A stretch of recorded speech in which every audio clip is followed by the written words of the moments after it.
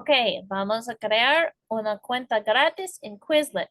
www.quizlet.com. Ok, el botón amarillo, sign up, es para hacer tu cuenta. Fecha de nacimiento.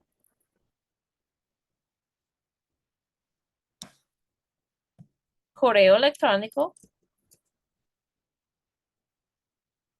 Username. Y contraseña.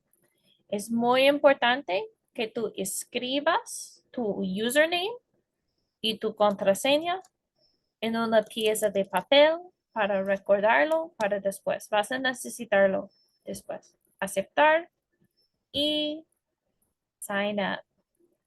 Y ya, ahora tú tienes tu cuenta de Quizlet gratis.